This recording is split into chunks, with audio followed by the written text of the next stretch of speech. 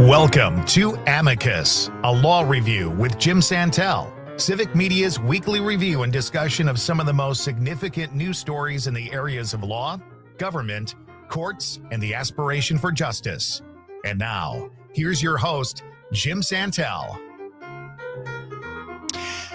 This is Amicus, a law review here on the broadcast stations of Civic Media. My name is Jim Santelle, and I'm your host for this hour and also the next hour. This weekend, our weekly review, our analysis, our deliberation, our consideration of those most recent news items in the areas of law and government and the aspiration for justice. Delighted and honored that you have chosen to spend some portion of your weekend in conversation and communication with me about these and other issues. As always, on our weekend broadcast, we are also soliciting, encouraging, urging enthusiastically your inquiries and your comments, your questions about anything on our syllabus this weekend. We're taking your phone calls, as always, from the Civic Media stations and through our good listeners at 855-752-4842. That number, once again, is 855-752-4842. My terrific producer, Max, also reminds me that you can also be in touch with us by dropping a question or an inquiry into the Civic Media app and being in communication with us that way as well. Lots and lots of things to get to this weekend on Amicus, a law review. Let's talk about our syllabus for this hour and also the next hour, engaging with you on important issues of our times. We're going to begin with one of the major stories of this past week, and that is pardons, revisiting a subject that we have talked a lot about on this broadcast in past editions of it. This past week, of course, pardons back in the news. Why?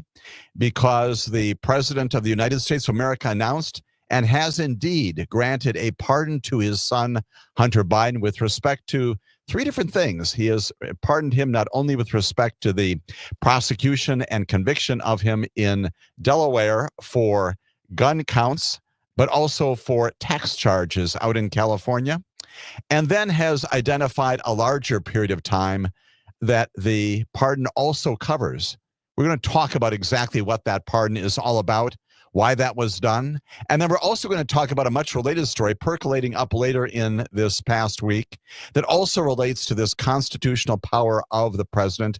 And that is this notion that right now inside the White House, inside the West Wing, perhaps among the staffs of the president himself, discussion about issuing blanket pardons, what are called preemptive pardons to people who, and this anticipates our discussion, have not committed crimes, but nonetheless may be seeking some shielding from what may come in a future administration, that of Donald Trump. We're going to talk not only about those two major news stories, but also we're going to dive deep into what pardons are all about. We're going to talk about the Constitution of the United States of America.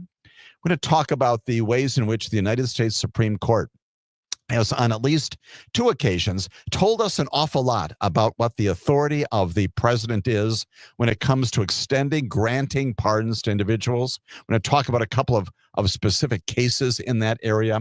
We're going to answer some of your questions about, yes, indeed, the so-called reflexive pardon or pardoning oneself, whether that is a real thing out there. We're going to talk also about some of the history, a checkered history, admittedly, with respect to decisions by former chief executives to grant pardons to people. Identify some of those throughout time, going back to the time of the Civil War, talking about some of the more contemporary pardons that have been issued, including the pardons issued by Donald Trump in his last term, and other pardons, 25 of them already up until the time of the pardon of his son, pardons issued by President Joe Biden. All of that in connection with our responsibility to you, our commission to you to be a friend of you when it comes to understanding the law, understanding the rule of law, the administration of justice. Lots of civics this weekend in connection with federal pardons and what the Constitution does and does not say about them. And then, of course, as always, some commentary, not only about the Hunter Biden pardon, but also this growing focus on the possibility that the President Chief Executive, Joe Biden, might issue preemptive pardons. I'm going to talk a lot about why that is a very bad idea, not only legally, but also for the purposes of the rule of law generally in America. We'll get to all of that as a part of our discussion in this, the first hour of Amicus. Necessarily, we're going to spend some time this weekend talking, as we often do, about the United States Supreme Court. Just this past week, 4 different oral arguments. You can hear them. You can engage in that discussion, not directly, but being a part of it by virtue of listening to those oral arguments as they are going on live, and then also recorded on the Supreme Court lines. You can listen to them and be a part of this process by which the Supreme Court questions the attorneys representing the parties before them. This past week, 4 cases. We're going to talk about 2 of them. One of them is a case determining whether or not the Food and Drug Administration can go forward and regulate vaping, e-cigarettes, lots of very interesting constitutional issues there, authority issues under the FCC once again, an agency issue, whether or not the courts are going to be permitting an agency to exercise its assigned responsibilities by the United States Congress, a vaping case. Big news this past week coming out of the Supreme Court. And second, equally significant, likely one of the 3 or 4 major cases of this term. United States Supreme Court addressing for the first time in its history the issue of transgender rights, and specifically the status of transgender youth, whether or not some states that have attempted legislatively to prevent the provision of medical care for transgender youth, whether that is constitutional. Does that run afoul of the Equal Protection Clause of the 14th Amendment? Does that run afoul of parental rights when it comes to decisions made internal to a family? Those issues also on the docket of the United States Supreme Court just this past week. We're going to talk about that vaping case, that transgender case, and also give you a sense about what the status of the great number of cases, now up to about 47, pending before the Supreme Court right now.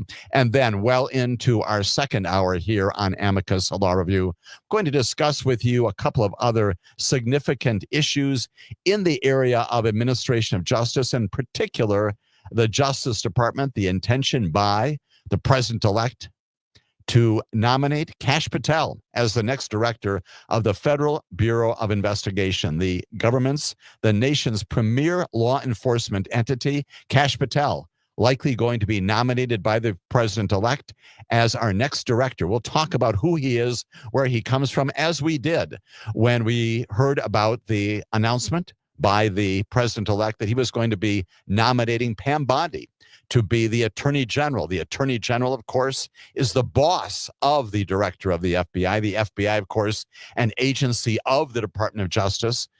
The Kash Patel anticipated nomination also raising concerns not only about his history, but about things he has said in connection with his plans for the Federal Bureau of Investigation. We'll talk about that, offer some commentary about that particular anticipated nomination. And finally, some lessons as well for Americans and also for our incoming and even present president, although he doesn't have to hear this a whole lot, about the problems of authoritarianism and the challenges that one confronts when one oversteps in terms of the exercises of power from an executive branch. Yes, we're talking about South Korea and the hours during which South Korea was under martial law imposed by the president for a brief period of time on Tuesday this past week. The big story there, the big rule of law story there, that is a lesson for all of us here in America, is what the Korean population did in response to something that they did not want. This message that they sent almost immediately, that they do not want their government to be imposing martial law, insisting that the government, through the office of the presidency, take that back, rescind that order, which of course was done not only legislatively, but also through the executive processes there. A huge, huge statement on the international stage, once again, this past week, about what people can do when they see their government doing things with which they do not concur, and an affirmation of the possibilities in all democratic republics offer in all places on the face of the planet when people see governments doing things that are plainly contrary to the basic commission, the basic contract between government and its people, the government serving its people and not in the reverse.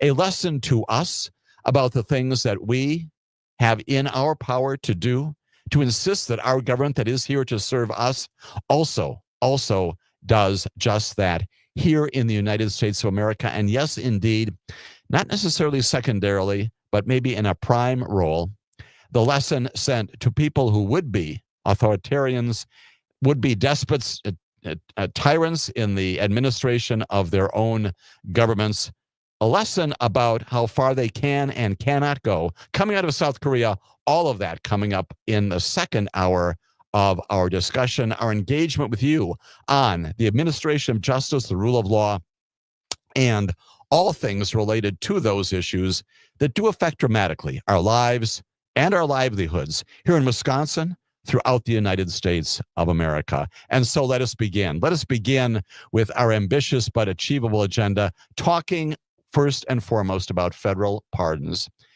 We begin, of course, with the Constitution of the United States of America, as we often do. It is Article 2. It's Section 2, Clause 1 of the U.S. Constitution.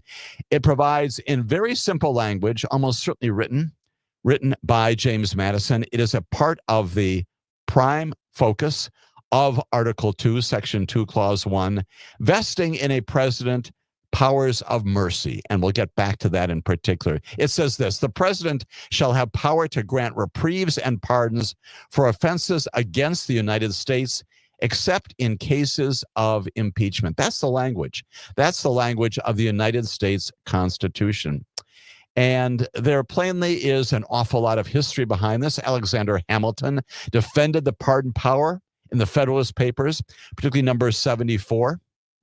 Described the reasons for it, talked once again about the notion of establishing somewhere in government the idea that there would be one individual who can express and can convey through his, maybe one day her, actions, a sense of mercy, a sense of forgiveness for past offenses against our community, and also do it in a way that is consistent with the law. As we continue our discussion more about pardons and wrapping that into the basic news stories of this past week, as Amicus, a law review, continues.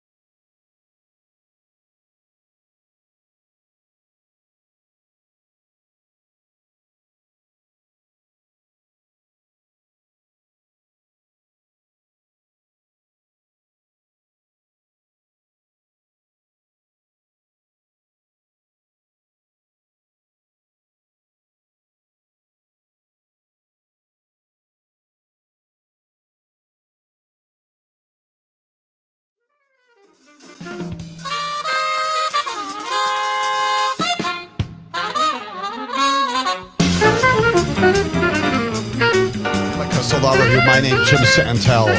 I am your host for this hour and also the next hour here on the broadcast stations of Civic Media, beginning our weekly discussion of all things rule of law related by reviewing some basic civics about pardons, what our Constitution says, what the Supreme Court has said about the ways in which this unfettered power vested in the executive branch can and cannot be exercised by a president. Pardons granted by presidents from George Washington until Grover Cleveland's first term were actually handwritten by the president himself. And after typewriters came to be used for regular White House business, pardons were then prepared for the president by administrative staff, requiring only that the president sign them. Of course, today we have got a much more robust and much more specific process. It is anticipated, it is the regular mechanism, but not compelled by the Constitution, that applications for pardons, that is, people have been convicted of crimes and are seeking this mercy, this sense of removal of the other burdens imposed by virtue of a criminal conviction, seeking those things to be removed by a president, that they would make an application to an office inside the United States Department of Justice, also a part of the executive branch, plainly. That office is the Office of the Pardon Attorney. And in recent years, the Office of the Pardon Attorney, again, staffed by civil servants, yes, attorneys and others, who are responsible for reviewing these many applications that, as you can well imagine, come in to the executive branch, come into the Department of Justice every single year, every single term, seeking pardons by the president. It is the responsibility of the Office of the Pardon Attorney to look at those. Typically, they have said, we're going to ask you to wait 5 years after your term of imprisonment or the sentence, the judgment against you has expired, and also then show us something about your life, something about the ways in which you have conducted yourself since the time of your conviction, maybe in prison, maybe outside of prison, some community involvement, something you have done in your own life to make amends, if you will, in a non-legal way, to show us that, in fact, this mercy, this sense of largesse that a president can extend to someone seeking a pardon is appropriately granted. And after the Office of the Pardon Attorney staff looks at those, they make recommendations. They send those packages over to the White House for the president and his staff, also through the Office of Legal Counsel over there, the president's lawyers there inside the White House itself. They then review them, and the president makes a final determination, sometimes saying yes, and sometimes saying no. That process that I just described is what is contemplated and has been contemplated in recent years by all presidencies. Followed routinely? No, not at all. And there are times, plainly, when a president can, by virtue of the things that George Washington and all presidents through Grover Cleveland did, can simply issue a pardon based upon their own writing without going through that process. The Office of the Pardon Attorney, that system is not in the Constitution, but it is a way of ensuring that there is some sense of equanimity, some sense of justice when it comes to reviewing these applications and making certain that they are indeed representative of the kinds of things that a chief executive should do in extending this mercy, this sense of forgiveness legally for what you have done. That process, once again, not always followed and probably will not be followed in the future from time to time, but routinely and for most pardons, even in recent years, recent administrations, that has been the process. What else do we know about pardons and the ways in which they should be administered? This is a big one. In United States versus Wilson, an 1833 case, the Supreme Court said a pardon can be rejected by a convict.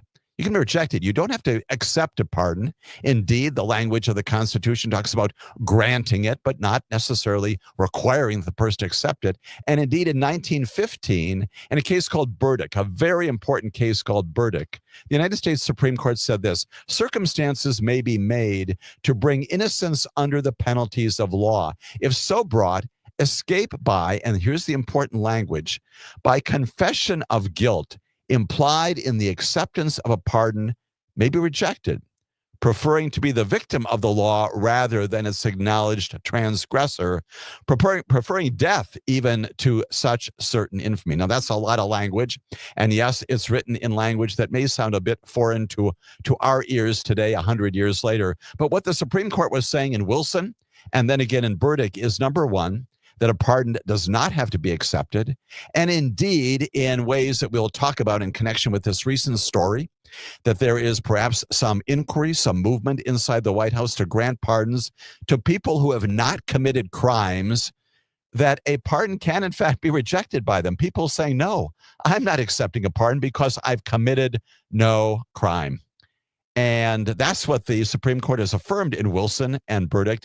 And secondarily, perhaps even primarily, the Supreme Court has said this, that when one does accept a pardon, one is accepting responsibility for the underlying criminal conduct. You are accepting the guilt that goes along with that grant of a pardon.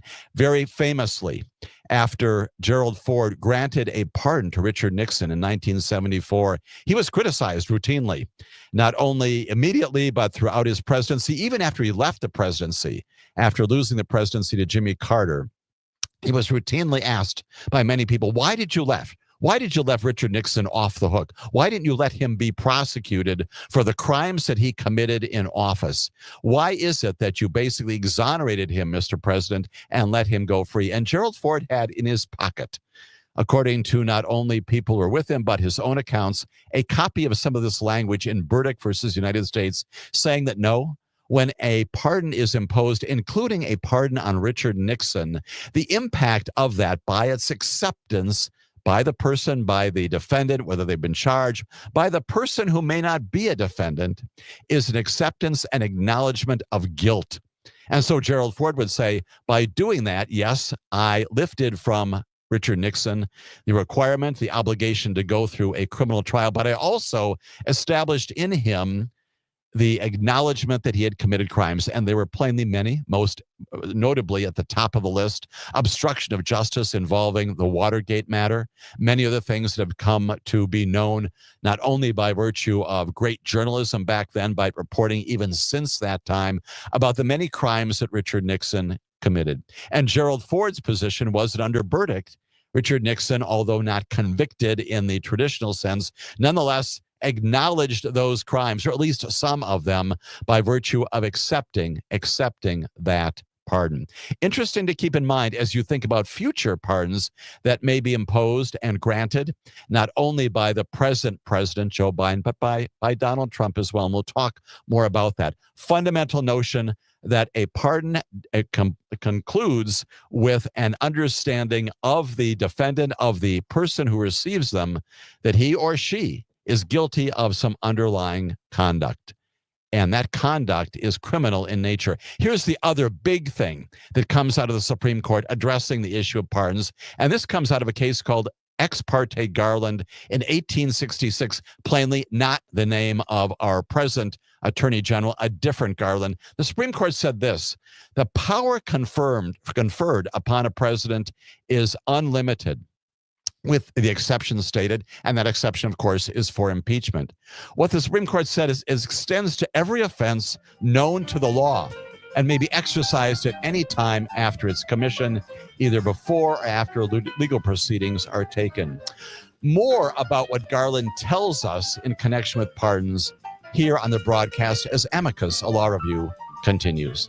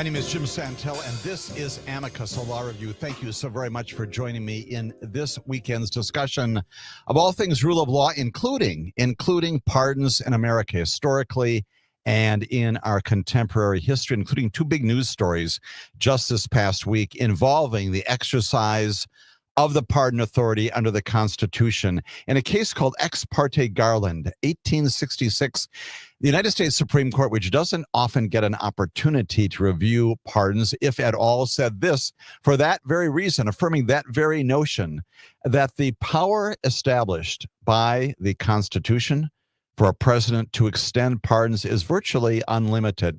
The power is unlimited, the Supreme Court said.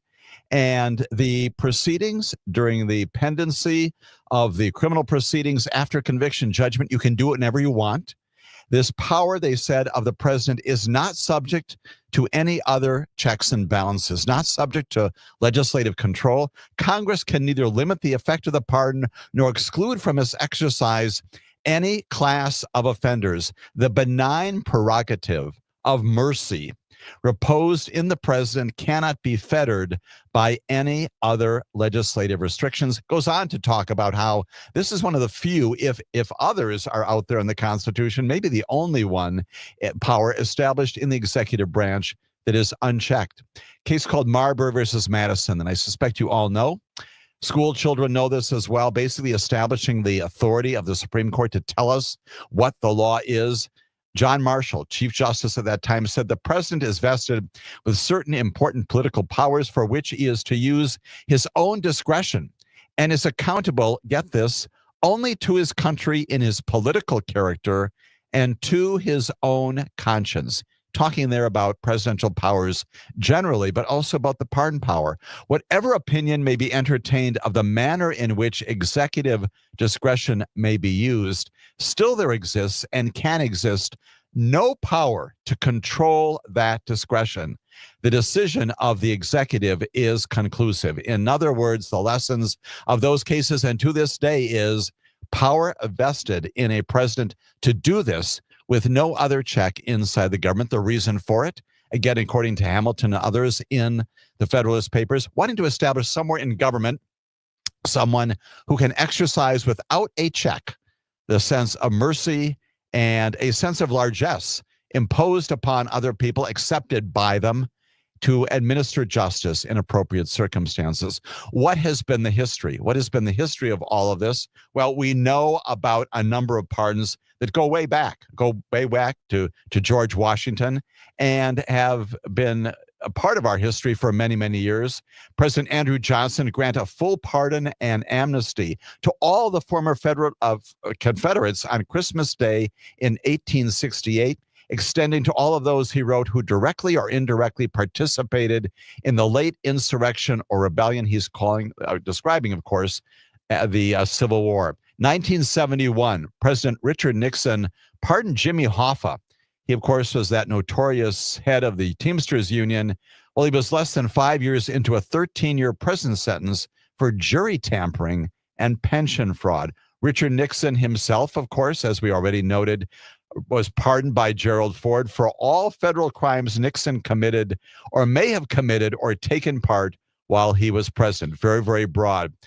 In the presidency of Jimmy Carter pardoned approximately 200,000 draft resistors to the Vietnam War on his first day in office in 1977. Those who were charged had violated the Military Selective Service Act between August of 1964 and March of 1973 by failing to register for the draft or leaving the country. Many of these regarded as the so-called deserters, if you will, a description that again, many of them would not embrace, many of them going to Canada rather than to serve in the Vietnam War. Jimmy Carter granting those reprieves, those pardons in 1977. George H.W. Bush, who served as vice president under Ronald Reagan, pardoned the convictions of 6 fellow Reagan administration officials for their role in, remember this, the Iran-Contra affair. That included the defense secretary, Caspar Weinberger, who was indicted for lying to Congress. Bush pardoned Weinberger before his trial, and others also in that group who faced probation or were yet to be sentenced. in a very notorious pardon. Bill Clinton, on his last day in office, pardoned Mark Rich. He was a billionaire. Remember him, who had been indicted for evading about $48 million of taxes and making illegal deals with Iran. Roger Clinton, who is the president's half-brother, was also pardoned by Bill Clinton in 2001. The younger Clinton, who was sentenced to 2 years in prison for possessing cocaine and drug trafficking in 1985, he had served in prison a few years at the time of the pardon, but not his entire sentence. You may recall well that in 2017, Barack Obama commuted all but 4 months of the remaining prison term of Chelsea Manning, who was a former U.S. Army intelligence analyst who, we may recall, had been convicted of leaking military information to WikiLeaks. Remember that case? Obama's pardon basically came 7 years into Manning's 35-year prison sentence. President Donald Trump, during the course of his first term in office, pardoned a number of people. Yes, that's right, including Steve Bannon, his former White House chief strategist. In the last hours of his first term, while Bannon awaited trial on federal charges relating to defrauding donors in a fundraising campaign, Donald Trump also pardoned Paul Manafort. He was also a recipient of a pardon. He was a former Trump campaign chairman, you may recall well, convicted of tax and bank fraud, among others, in 2018. Donald Trump also commuted the sentence, pardoned Roger Stone at the end of his term, spared his longtime associate by commuting his 40-month prison sentence and later extending him a full pardon. Along the way, the former president, future president, also pardoned a fellow named Charles Kushner. Charles Kushner pardoned him. He, of course, is the father of Jared Kushner, who is not only senior advisor during the Trump administration, but also the now former and future president's son-in-law. Kushner himself found guilty for witness tampering, making false statements to the Federal Election Commission. He served 14 months of a 2-year prison term before the pardon. You know that Trump has since will be appointing Kushner to serve as the U.S. ambassador to France, significantly along the way while pleading guilty for those pieces of conduct, his behavior, for which he was pardoned. Kushner also admitted to paying a prostitute $25,000 to lure his brother-in-law to a New Jersey motel room and film them having sex, with the recording then being sent to the man's wife, Kushner's sister, to intimidate him as he cooperated with investigators who were investigating Kushner on all of these other things. At the time, New Jersey U.S. Attorney Chris Christie, of course, who went on to be the governor of New Jersey, identified this as one of the most heinous crimes that he had seen. Not only that intimidation conduct, but also false tax claims, claiming over $1 million in charitable contributions, office expenses, about $200,000 to $500,000 in losses to the IRS. That is also the pardon given to Charles Kushner, presumably our future ambassador to France. And that leads us finally to the news of this past week, including the decision by the current president, Joe Biden, to grant a full reprieve, a full pardon to his son. And that, of course, his son, of course, is Hunter Biden. We know already that he was convicted in Delaware for those gun charges, indicating on the form that he was not an addict at the time, when indeed he was. At least that was a determination of the jury. And then he pled guilty to some tax charges out in California to bring all this to conclusion. Just this past week, the president, after telling us initially that he was not going to grant a pardon, said this. He said, "No reasonable person who looks at the facts of Hunter's cases can reach any other conclusion that Hunter was singled out only because he is my son, and that is wrong." He went on to say this: "There has been an effort to break Hunter, who has been 5.5 years sober, even in the face of unrelenting attacks and selective prosecution. In trying to break Hunter, they've tried to break me, and there's no reason to believe it will stop here. Enough is enough." And so that pardon, again, which the recipient of it, Hunter Biden, has accepted. He has been convicted. He is a convicted felon by virtue of the judgment entered against him in Delaware by a jury, and also by his own plea out there in California. There is no doubt that the particulars as established by the Supreme Court, that someone who is receiving a pardon, accepting a pardon, is acknowledging guilt. Hunter Biden is doing just that.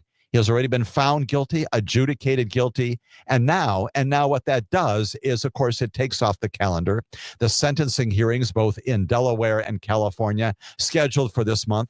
Sentencing hearings that probably would have resulted in Hunter Biden, under the federal sentencing guidelines, going to prison for as much as 3, maybe more years than that. Not a small sentence at all. Now, Hunter Biden, the recipient of that pardon from his father. Plainly not unprecedented. We already talked about the situations involving Charles Kushner and Roger Clinton, people in the extended families of a president. And we know as well that there have been many other kinds of pardons imposed by present and past presidents that have been controversial. I've identified many of those. This has been plainly a history of use most often by presidents who do this out of largesse and out of a sense of mercy, but nonetheless gathering a lot of attention when this is done. Anticipate that this present president, Joe Biden, will probably issue more pardons in the closing days of his term. Hunter Biden's is the 26th that he has granted over the period of his presidency. And those go way back to April 26th of 2022, a series of pardons imposed and granted on December 30th of 2022. Many of them, September 14th of 2023. You may remember a lot of these had to do both in September and April of 2024, commuting the sentences, imposing and granting pardons for people involved in cocaine trafficking, drug violations, and many other things, as have other presidents. Now, the question, of course, is that kind of a pardon? Number one, is that a proper use by a president? And that is the debate, plainly, that is out there in the public domain. And this is one of those situations where, as we often say on this broadcast, reasonable people may have different views about this. The additional aspect that I will add, as have many other prosecutors, federal prosecutors who have commented about this, is it consistent with what Joe Biden has said? It is atypical. It's not unknown. It's not unprecedented for a defendant to be charged with the kinds of crimes, the tax offense, the paper offense involving the purchase of a gun by Hunter Biden. Those particular things are in the books. They are crimes, undeniably. Very unusual to prosecute those particular types of offense conduct, most often resolved either through an agency process, sometimes through deferred prosecutions, other ways of resolving them. And so, while this is not unprecedented, it is certainly atypical, giving some force to the president's statement that he was identified, that is his son, Hunter Biden, doing this because his last name is Biden. And in the end, as an awful lot of people have said, it is a power that the president has. He is doing this undeniably also because he is a father and he is concerned about his son.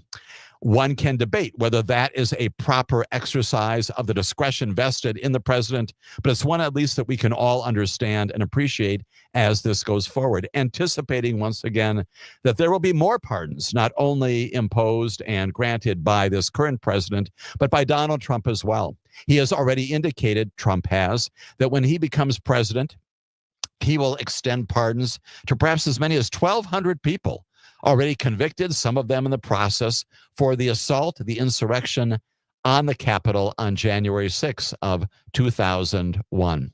And again, that is an authority that the president has. Certainly that would not be without controversy, as have many of these grants of pardons. But note once again that if that happens, all of those individuals, according to the Supreme Court, are also acknowledging that they have committed crimes. And that, of course, is the lesson of Burdick and the other cases the Supreme Court has issued when it describes the pardon authority generally. All of that leads up to our final story in this area, having to do with the word coming out of the White House about anticipated pardons and protective pardons. When Amicus Law Review comes back, we'll talk about that news story and why this discussion should lead to no further pardons of future pardons imposed or granted by this president as to people who have committed no crimes. Stay with us for that discussion.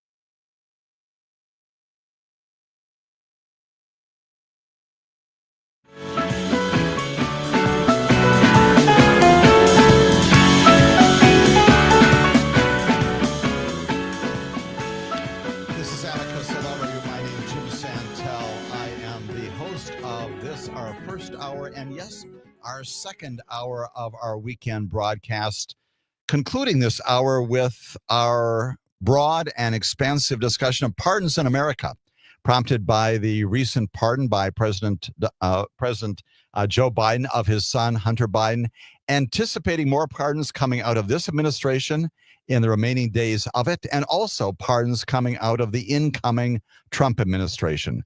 All of those likely in the future rule of law events of America. The other major story coming out late this past week is just this, that President Biden's staff, the current administration, may in fact be debating internally, discussing inside their own offices whether the president should issue blanket pardons for a swath, a whole group of people that President-elect Donald Trump has identified as his enemies, his rivals, to protect them from the retribution that Donald Trump has described will be a part of his term. He has threatened that retribution after he takes office, according to people not only inside his team, but according to Donald Trump, very overtly, very, very explicitly talked about going after his enemies, including the Bidens, including the Obamas and others. White House officials do not believe, according to the reporting, nor should they believe, that any of these potential recipients have actually committed crimes, and that's the point. But many of them, nonetheless, getting increasingly worried as Donald Trump's presidency arrives, that he may in fact seek to investigate and prosecute them. We have talked in the past about the considerable guardrails on actual prosecutions of individuals who have not committed crimes in America. And the principal guardrail there, of course, is the grand jury system. 23 people who are called together to determine whether or not evidence of crime has been presented to them that necessitates the return of a grand jury indictment. All of that is a safeguard. Nonetheless, an awful lot of people being concerned right now because they may be on his short list, a long list of people who might be in the view of Donald Trump. A lot of people concerned about that. Interestingly, on the Hill, Representative Jim Clyburn, the former House whip, one of the president's closest allies, has urged the White House to consider these preemptive pardons, basically to ensure that the individuals, even though they haven't committed crimes, might be protected from future action by a Trump administration. Clyburn went on to say, I think there are a lot of people who are coming into this next administration who are telling us who they are. I've seen Kash Patel saying who he's going to go after, and so why should we not believe them? And that's what I said to the president's staff. You've got to believe these people. I think it will be less than an honorable thing to do to leave this office, speaking about the presidency, again, this is Jim Clyburn, and not do what you can do to protect the integrity of their decision-making, especially when they're carrying out these responsibilities as patriots to this country, doing the things that are necessary in pursuit of a more perfect union. So debate going on right now inside the White House about whether that should be done. And here is the commentary from me. and that is that this should not be done. This is a very bad idea, notwithstanding my great respect for not only our current president, but also for Jim Clyburn and others who are not wrong in being concerned about the future possibility that a Trump administration under a new Department of Justice, Pam Bondi and Kash Patel at the FBI, could indeed initiate investigations. And yes, indeed, preemptive pardons may have some impact in terms of shutting those down in some ways. Depends upon the specifics of what actually happens. But here's the reason why. Here's the reason why doing this would be inappropriate. And that is basically the reason that is implicit and explicit in the Supreme Court cases, that an acceptance by an individual of a pardon by a president is also an acknowledgement of guilt. And many people have said already, why am I accepting a pardon rather, when I have pled guilty, I have been found guilty of nothing. And more beyond that, I have not committed crimes. There's nothing that I have done, whether it's in a prosecution, whether it's fulfilling the particular policy objectives of this president, that could properly be characterized by any grand jury, by any legitimate prosecutor, by any legitimate attorney general or FBI director as a crime. And if I do accept a reprieve, if I do accept a pardon from a president, including this president, am I not acknowledging that I've committed crimes? And that's the argument against it. Don't do this, Mr. President. It is not a good policy issue. It's not a good precedent to set. Beyond that, you can do it. You've got the authority to do it. The Supreme Court has told us that. And yes, indeed, you would providing some sorts of protection for people, as Jim Clyburn says, who have served our government well. The downside of it is much greater, however, and that is not only sending the message somehow to that all the people who may accept these pardons have committed crimes in recent years. They have not. They have done their jobs as good civil servants. Among the people that have been identified, for example, among the so-called deep state enemies who Donald Trump and others inside a future Department of Justice include people in the former Republican administration of Donald Trump himself, Bill Barr, the former Attorney General, Mark Esper, former Defense Secretary, Pat Cipollone, former White House counsel, former CIA Director Gina Haspel, Christopher Wray, the current FBI Director. Those are just the people inside the former administration of Donald Trump who may show up on a list of people who might be prosecuted or persecuted through an investigation. Of course, there are many, many others in the current administration, including Jack Smith, who is the special counsel who has been the animating factor and the prosecutor behind those two federal cases. He and his staff, for example, might be on a list of people in this present administration who could be the subjects, according to what Donald Trump and perhaps others have said, who might be the subject of these investigations. The answer, of course, is they haven't committed crimes. And while these are very different times, and yes, indeed, we shouldn't have to engage in this kind of discussion, the reality is that a preemptive pardon as to Jack Smith, as to any of these other individuals inside the present administration, former members of this administration, former members of the Trump administration, all of that suggests that they are themselves, like Richard Nixon, who did commit crimes, that they themselves are somehow responsible for criminal conduct. That is not a message that you want to send to the people of the United States of America. Why? Because it's simply not true. They did not commit crimes, and therefore the pardon authority should not be extended to them, even though by not doing that, again, you run the risk, a risk that is legitimate based upon what the incoming president has said about what he may do. We'll talk more about pardons in the future as we continue here on Amicus, a law review. Stay with us for the second hour of our weekend broadcast.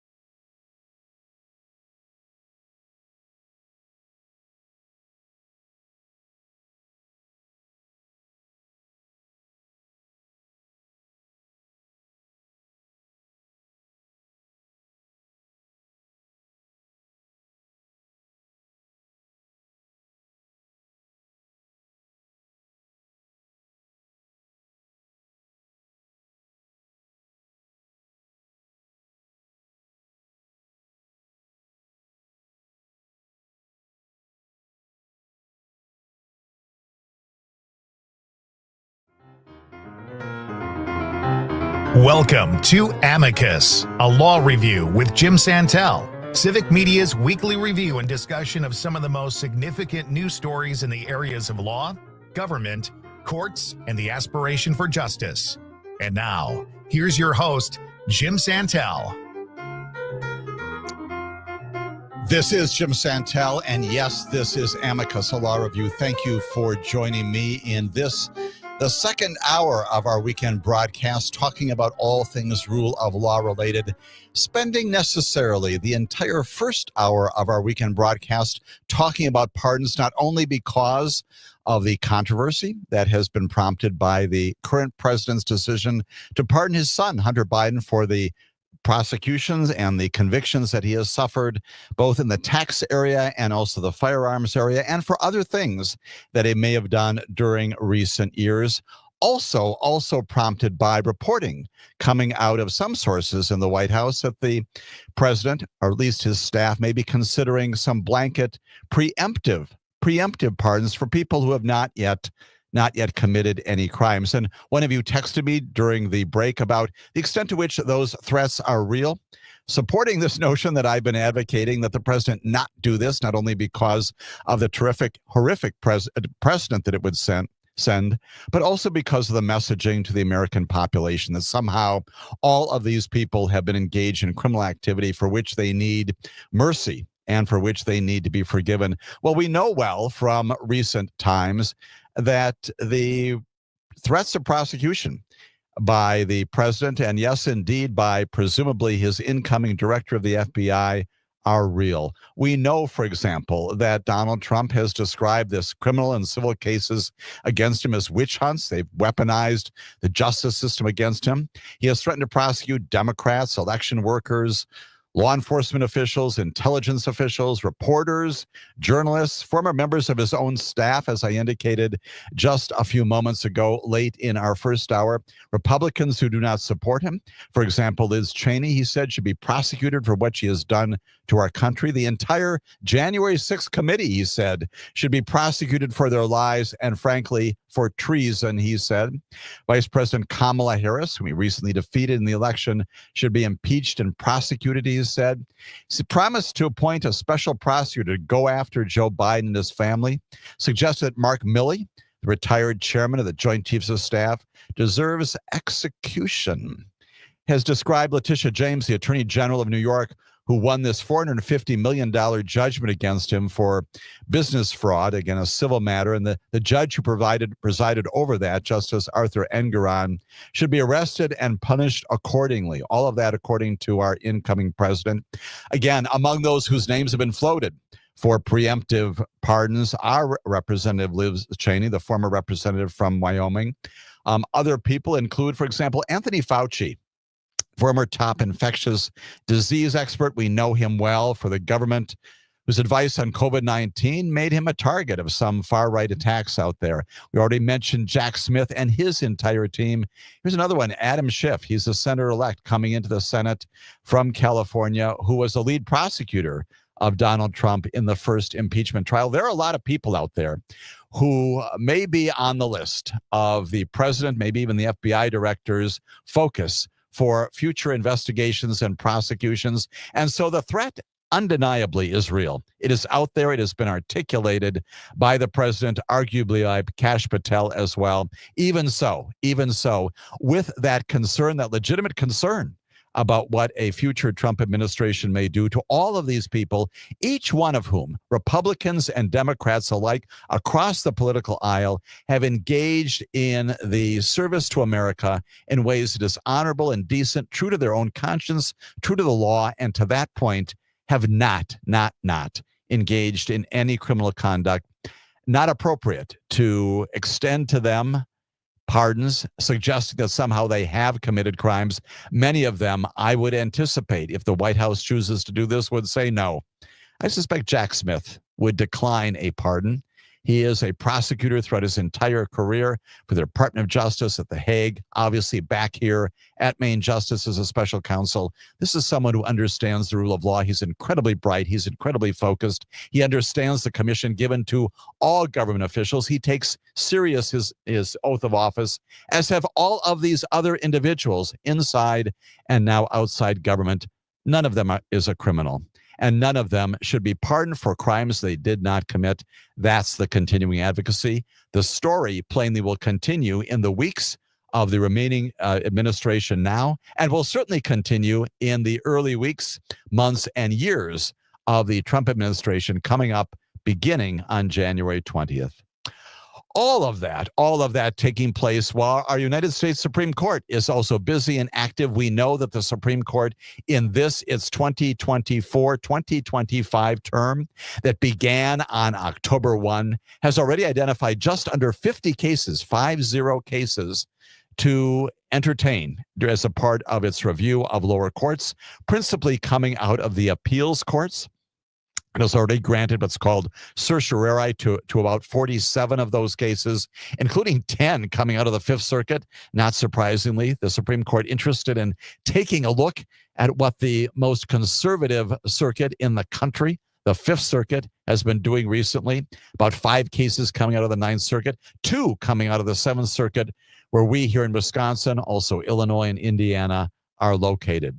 As a part of this process, now, the Supreme Court is undertaking what it normally does, which is to call the parties in, to appear in front of them, and to entertain with them what's called oral argument, opportunities presented by the litigants, typically through their own counsel, their own lawyers, to argue before the court the merits of their positions, and also plainly an opportunity for the justices to pepper them with questions about the merits and demerits of their positions. You can hear all of those arguments live when they are conducted, typically beginning at 9 o'clock Central Time. Those cases are scheduled by the Chief Justice, by the administrative officer of the Supreme Court. You can identify those. You can go online and you can listen to them. You can also listen to prior arguments that have been taped.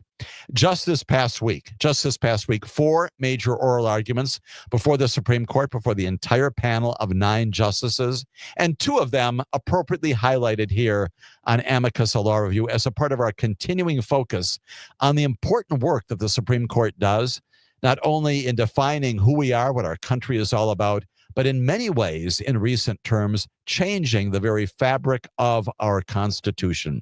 This past week, probably 2 cases that don't fall into that broad and dramatic category, but nonetheless are important for the future of agencies and for the future of civil rights in America. What are those 2 cases? Let's talk about the first of one of them. This is a vaping case.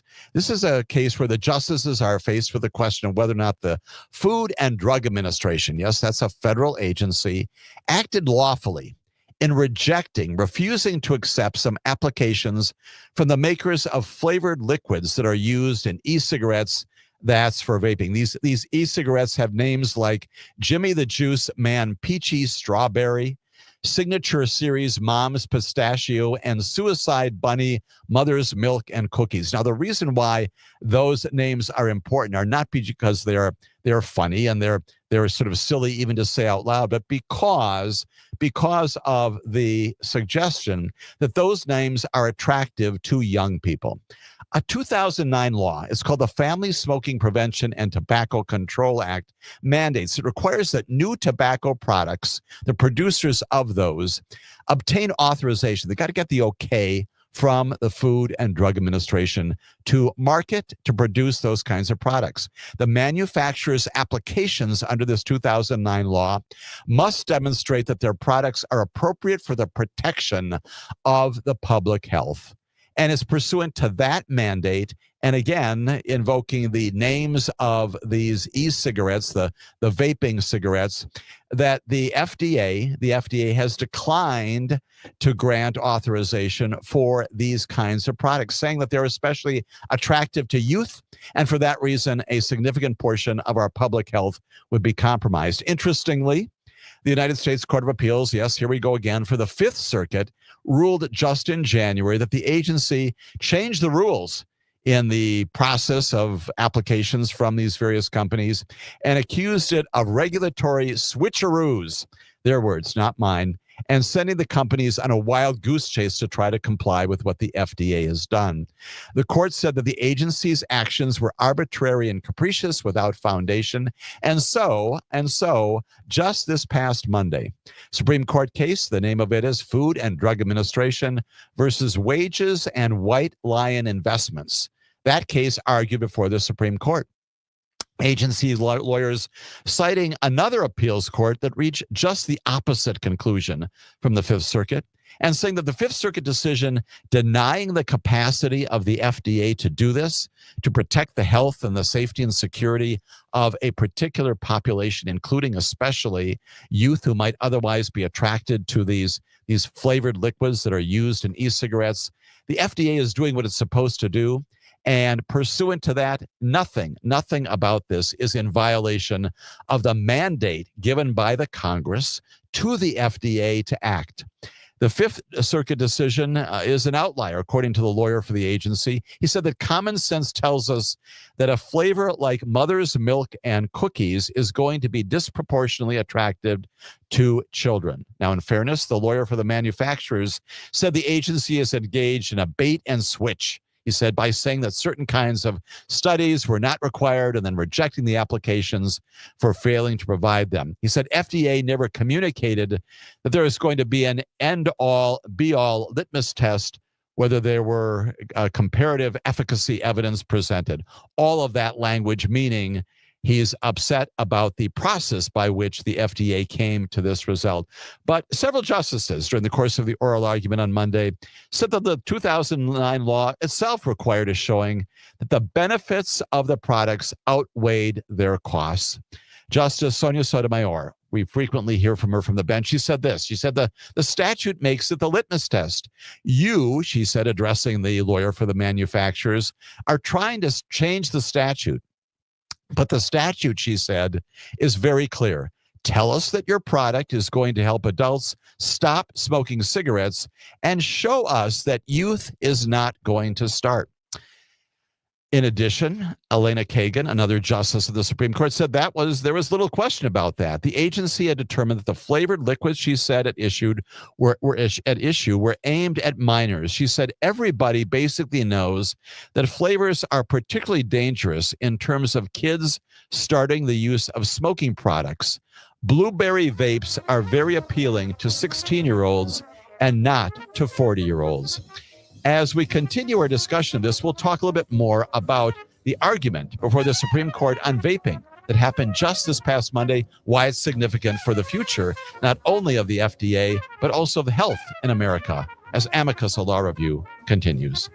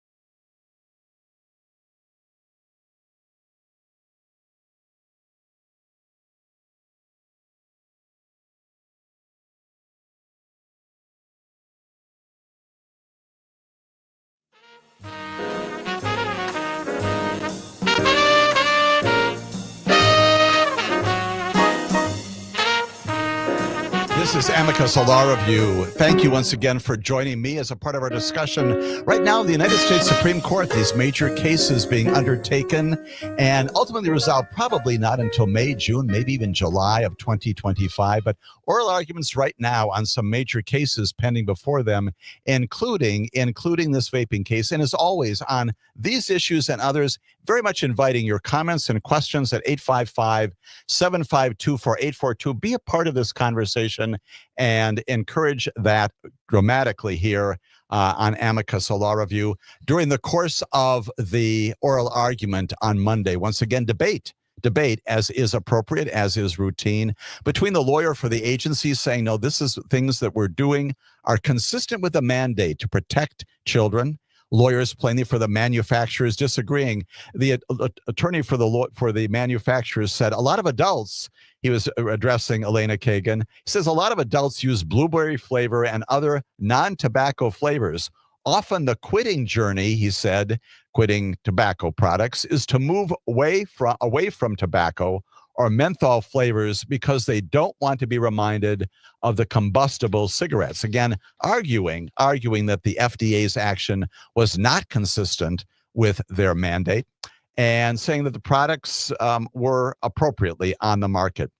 The attorney again for the agency saying that vaping was safer than smoking, but nonetheless that the threat of future addiction or other concerns, health-related concerns, by virtue of these particular flavored liquids being out there, outweighed any concerns about the FDA's concerns here. The attorney specifically saying that the fate of the case, of course, is in the hands of the Supreme Court right now, but also noting that this is one of those cases where a new administration could change the position of the FDA, could basically rescind the position, and for that reason, the position of the Department of Justice through the agency attorney could change in a new administration. Fascinating argument about the FDA and, of course, its authority, too. We know that the Supreme Court, again, continuing to look at a lot of cases involving the authority of our agencies to act by virtue of their authority given to them by the Congress. Delighted to have on our Amicus line John Peterson calling in to be a part of our conversation. John, glad to have you with us on our weekend discussion. Yeah, it is great to be with you. You have so many great topics to talk about, including, the FDA making the argument about the products added to these smoking products, basically, or vaping products. It's just the question I have in regards to that is, when the new administration comes in and they put the people that they want in charge of those departments, will they be challenged in court? Will they have to prove the reason why they're doing what they're doing is within their purview of power, or are they exceeding their power? It could hold them up as well, right? Absolutely. And so, John, you have identified exactly why it is that when we elect a president, these things are so important. It's not just the policy. You and I know very well. You work great work on behalf of civic media generally. You know well that when a president, get a new president, policies change. But yes, indeed, it also affects the ways in which our cases are presented. And by our cases, I mean those of the people of the United States are presented before the Supreme Court. So I just mentioned, and you followed up and provided some more detail about this.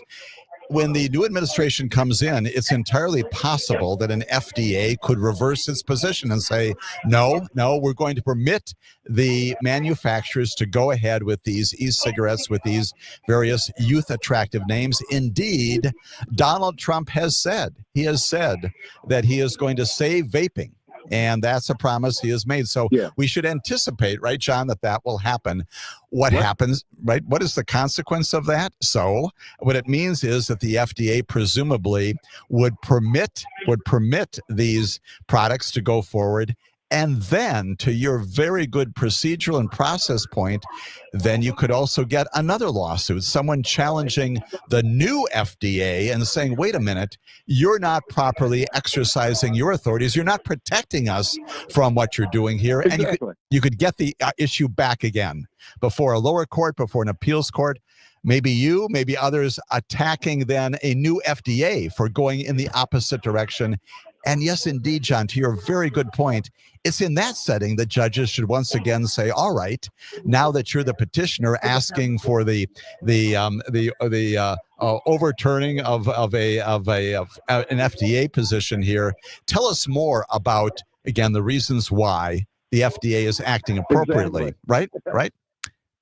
Right. Exactly. And again, it's almost shocking. But and you and I have talked about this before. It's the Chevron deference. It is. Overturning that has put everything in flux. Now we can't depend on anything from any administration, and why we voted for that particular president to put his administration in place. Now all those arguments are gone. All we're doing is just putting a president in place, and it doesn't matter what kind of administration he puts in power. They're all going to be challenged. Absolutely. And again, the litigation, John, as you plainly indicated, that continues undeniably. And I think to the larger point you're making, John, is I think we've articulated this, but it deserves underscoring, which is when you elect a president, you quite literally also can change the law in America. When the Supreme Court makes a decision in this vaping case, it's got another case. Here's the other one that you and I have talked about. You've got that case involving Vanderstock versus Garland. That's the ghost guns case. Well, it seems as if the Supreme Court in October was very much in favor of deciding in favor of the ATF, right? And saying, yes, you can regulate ghost guns.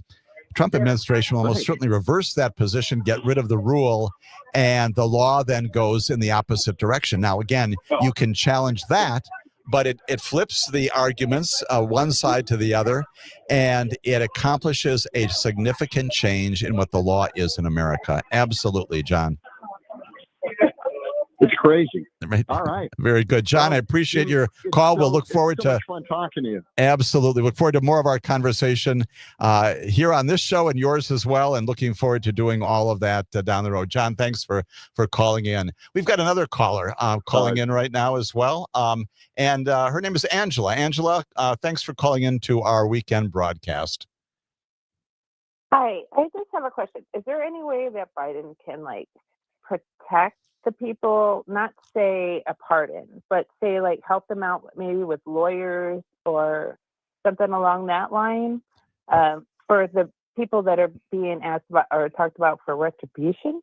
Is there any way we can help them with a lawyer versus pardoning them? Right. So that's the other piece of this. I think probably what you're talking about, Angela, is okay if indeed the president follows the view that he should not do these preemptive pardons, and there are in fact investigations. Those may still come. And Angela, to your very good point, many people have said, of course, that the investigation itself can be the punishment, right? Even if you don't end up with a prosecution, requiring that you respond to all sorts of things out there and documents, those kinds of things, that itself can impose a burden. And Angela, I'm going to answer your question in greater detail after this break, talking about the ways in which we can support those people who might be the targets of these investigations coming up. Appreciate very much the inquiry, and we'll follow up with you after this brief break.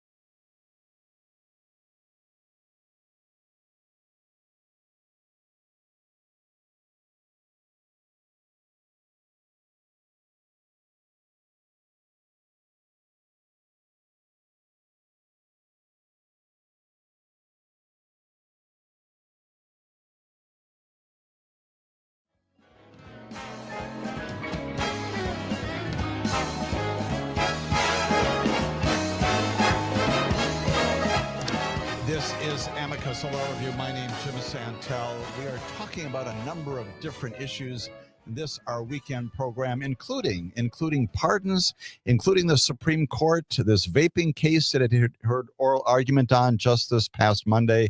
We're also going to talk about this transgender case, major case coming up for decision by the Supreme Court as well. Right before our break, Angela called in with a question about the president or others can do something to support those people who may not be accepting pardons because they didn't do anything wrong or not acknowledging any crimes, but nonetheless may indeed be on the receiving end of investigative pursuits, unfounded, unsupported by the law, in fact, but nonetheless pursued by a Justice Department led by Pam Bondi, led by Kash Patel over there at the FBI one day, encouraged by the president, who has identified many people who on his list who might indeed, from his view, be appropriate for prosecution. And once again, difficult to prosecute people through a grand jury process, but an investigation, absolutely.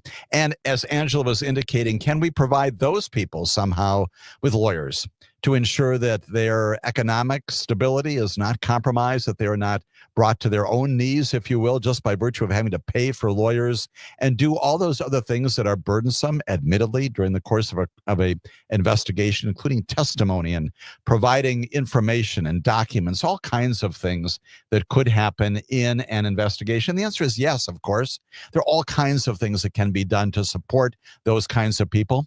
Plainly, many of them do reach out in social media and other platforms and say, I need money to pay my lawyers. And depending upon your own perspective on the legitimacy of their situation, who they are, you may choose to support them. That is your right as an American citizen to offer to pay for some of, not all of, the legal services provided to them. There plainly are situations where other agencies will come forward also. We know them well out there who do this kind of work out of their own sense of commission and purpose, who say, you know what, these people are being improperly investigated. It is significant, and we should respond in a way that ensures that they are not, in fact, brought to their knees, either economically or professionally or even personally, emotionally. Their families not compromised by these kinds of inappropriate investigations. Those agencies, too, can do that sort of thing. And so there are imperfect and incomplete remedies, ways in which they can be supported. Most importantly, Angela, I would say would be public notoriety, public discussion of what is going on, if indeed a future Justice Department is used to be the retribution that Donald Trump has talked about. If your Justice Department under Pam Bondi, under 92 U.S. attorneys, under a Kash Patel at the FBI, decides to go after those kinds of people, and the names of them I provided in our previous segments, and others, we need to be vocal about that, right? We need to be out there saying, this is wrong. This is not what my government should be doing. This is not a proper use of the Department of Justice. And no, you're not responding to a weaponized witch hunt from which that you were the focus of. That is simply not the factual premise for doing any of this. And so it's important also for the public to respond if indeed, post-January 20th, there are individuals who have not committed crimes but are good public servants, regardless of their political affiliation, where they were, what they were doing. If you didn't commit a crime, you should not be the subject of a criminal investigation in our system. Angela, appreciate very much the comment and the observation about all of that.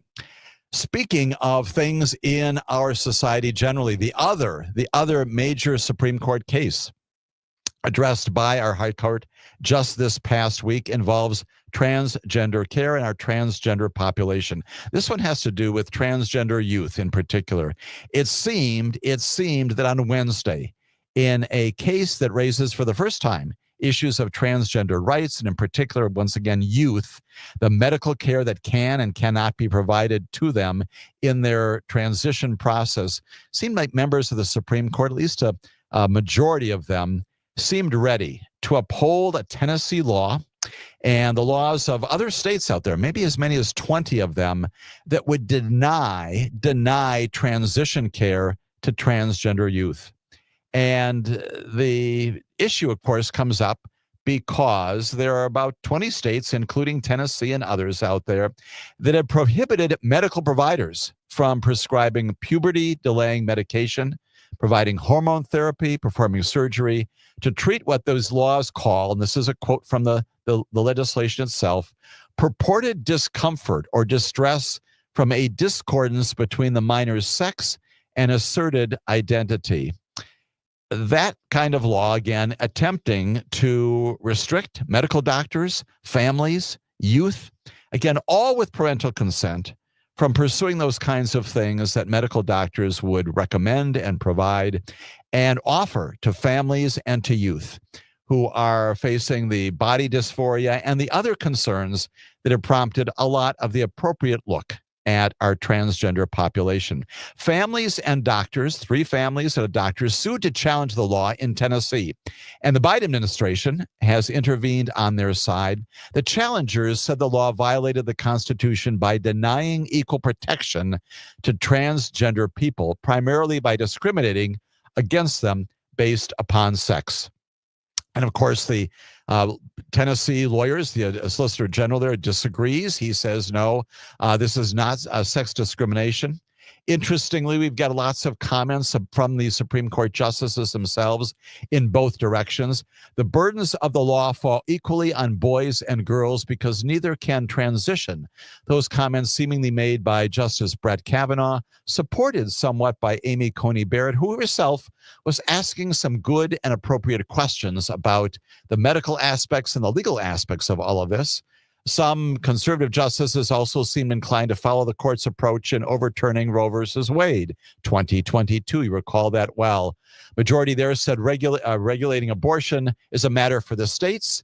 And Justice Kavanaugh, for example, says gender transition care is one of those things. He said the Constitution doesn't take sides on how to resolve the medical and policy debate. He said the Constitution is neutral on the question and therefore joins with the Chief Justice, who said the Constitution leaves that question, that is whether or not the states can restrict medical care for transgender youth, to the people's representatives rather than to 9 people, none of whom is a doctor. He's talking, of course, about the Supreme Court. On the other side of this aisle, of course, you've got members of the Supreme Court who are pushing back and saying that, yes, indeed, this is sex discrimination. Yes, indeed, this is violation of equal protection. And for that reason, the laws should be overturned. Elena Kagan said there's another way of looking at the law like this, maybe a more obvious one. And she says it sets a classification based on transgender status. Among the factors the court has used to determine whether to grant protective status to groups warranting some heightened scrutiny, which is what this is all about, are whether their traits are immutable and whether they have political power. And Elena Kagan basically is saying that, yes, indeed, this is that kind of strict scrutiny that should be applied here, and therefore these laws should be found unconstitutional. Interestingly, silent during the course of this oral argument was Neil Gorsuch. Neil Gorsuch was the author, you may recall, a number of years ago of this case involving Bostock. It was an employment discrimination case, but basically said that the word sex, when it comes to Title VII of the Civil Rights Act, applies broadly. It includes people of all sexual orientations and gender identity and transgender status as well. And so if the word sex, as it's set forth in that legislation, is that broad and requires protection under the law, then the result should be, if you invoke that same principle, that there should be protection. There should be constitutional protection, statutory protection for people who are seeking transgender medical care, including, especially here, people of a young age. Clear, once again, under the law that all of these folks, that none of the youth are going ahead with this without parental consent. Many people arguing that this case should be argued as a parental consent issue, that indeed, in many cases, we let parents decide how their children should be medically treated. Why not here? And that also plainly a part of the public debate, even beyond the debate in front of the Supreme Court.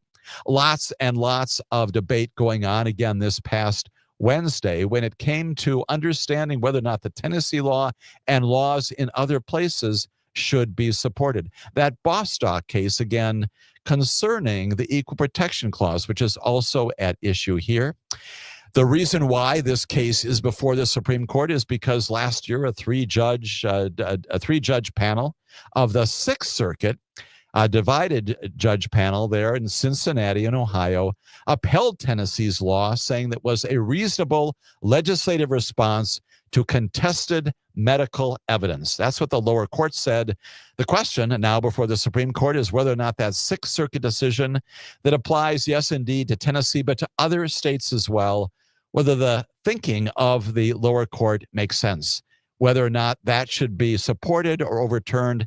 It appeared that there may well be a slight majority, maybe a majority of Supreme Court justices who will find that this should go back to the states, and that it's a states matter, as they found in 2020 with respect to abortion and Roe versus Wade being overturned in Dobbs. They may say, send this back. This is a thing that the legislatures can do. It's not for us to decide. Plainly, a lot of pushback on that particular issue, not only because the precedent's set here, but as others have said, why not trust the parents here? Particularly in a situation where there's not the kind of direct harm to third parties out there that you might see in other contexts. That was the position argued by our outstanding Solicitor General, who was there, again, on behalf of the Department of Justice and behalf of the government generally. Once again, this is one of those cases where, depending upon what the new Trump administration may say, that position articulated by our Solicitor General may change wholesale, may go in the opposite 180-degree direction, and there may be, at least on one portion of this case, a very dramatic reversal in the way in which the government is arguing this case before the Supreme Court, which could also affect the result ultimately coming out probably in May or June. The case is a very important case, not only for transgender rights, for youth rights, but also for civil rights generally. The Supreme Court continues to address these kinds of matters involving privacy, involving civil rights and human rights. Note as well that another transgender set of cases under Title IX, that's the civil statute that mandates certain inclusion in academics for people of immutable characteristics, including sex, sexual orientation, gender identity, transgender rights. The question is whether or not transgender rights and transgender positions are also protected under Title IX in an academic setting, as opposed to this medical setting. This issue may also percolate up even during this term, maybe among the remaining 10, 15, 20 cases yet to be decided by the Supreme Court in this term. Transgender issues, a major matter now pending before our United States Supreme Court. Anticipate again that along with the vaping case, along with these other matters that we have discussed, sometime in May, June, maybe even July, Supreme Court telling us what the Constitution says, what sex means in terms of the umbrella coverage that it should indeed provide to people of all sexual orientations and gender identities, including those of transgender status. We'll continue to monitor all of that and discuss that as Amicus, a law review, continues not only today, but in the future broadcasts here on Civic Media. We know as well that this past week saw some other news, significant news. I've mentioned it already in a number of other contexts, and that is the decision by the incoming president to nominate Kash Patel to run the FBI, presumably taking over 2 years before the present director of the FBI, Christopher Wray, completes his 10-year term. I'm going to talk about Kash Patel in somewhat greater detail down the road, but note as well that Kash Patel, a hardline critic of the very agency that he would be leading, has called for shutting down that agency. And several years ago, he indicated that he would bring that agency and others to heel, H-E-E-L. We'll talk a little bit more about Kash Patel and then some final thoughts about what happened in South Korea this past week that are also lessons for all of us, including a future administration here in the United States of America. All of that here on Amicus, a law review.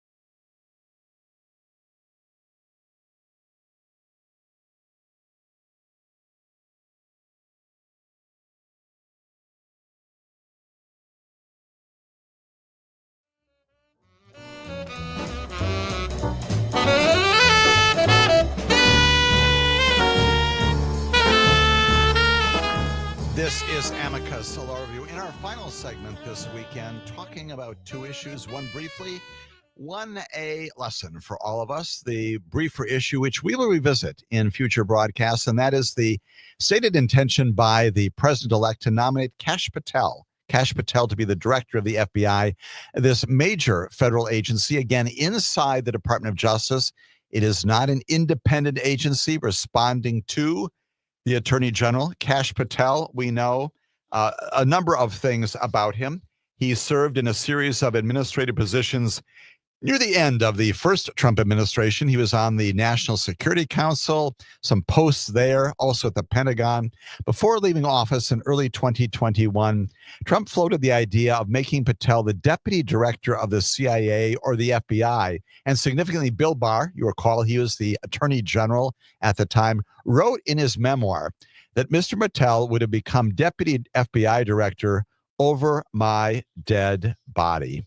And again, lots of people now pulling up things that the presumptive nominee has said about not only the FBI. He has talked about it being the source of a lot of problems in terms of law enforcement America.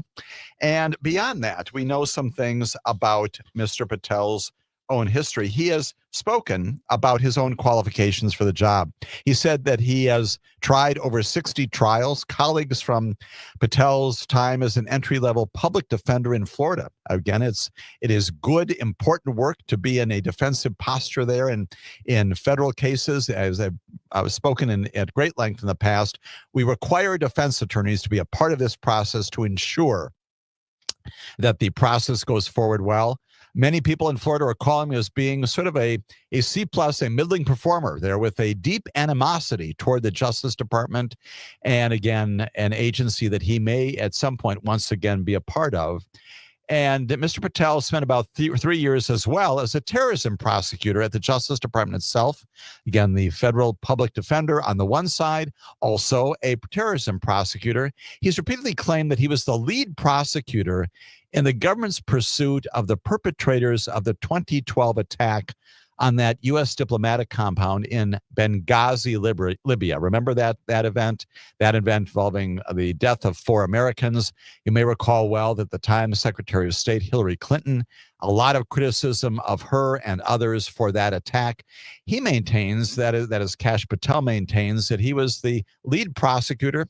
In fact, that's simply not the case. He was a junior Justice Department staff member at the time, was not a part of that trial team. Many other things involving his authoring of a memorandum called the Nunes Memorandum that officially places him in the attention of Donald Trump. He was arguing that the investigation, the Russia investigation, was unsupported, that being undertaken by the special counsel at that time, Bob Mueller. Lots of things about Kash Patel to know, and we'll be talking more about him in future broadcasts here on Amicus, a law review. It is important, as we did in connection with looking at Pam Bondi, to understand who this person is presently, what their plans are, and what their past has been, because it's a best predictor about their future conduct in what is, once again, a tremendously important position inside law enforcement of the United States of America. Finally, as I promised, some commentary about what happened in South Korea this past Tuesday. You recall well that early in the day on Tuesday, President Yoon Suk-yeol of South Korea imposed martial law in that country. A democratic republic. Obviously, South Korea has had a history, a very colored and checkered and remembered history involving the imposition of martial law since a military dictatorship ended in the country in the late 1980s. People remember that well. The president this past Tuesday imposing martial law, again, principally because of the admittedly politically unstable situation there, a huge amount of controversy between him and opposition figures there in South Korea. He maintains, the president does, that he cannot get his job done, cannot do the things that he wants to do as a part of his mission in that position as the chief executive. Nonetheless, not the basis for imposing martial law in a nation, wildly overstepping his authority, wildly doing something that not only do people in his own party recognize as inappropriate, but plainly members of the legislature there, the National Congress there, responds very quickly. They respond almost immediately by rescinding what he has done, a 190-0 National Assembly vote to rescind the decision on martial law, and plainly affecting a very swift rebuke of Yoon's response to his political crisis. And hours later, Yoon himself convened his cabinet, which approved once again the reversal of the martial law imposition. The point of all of this is what happened among the citizens of South Korea.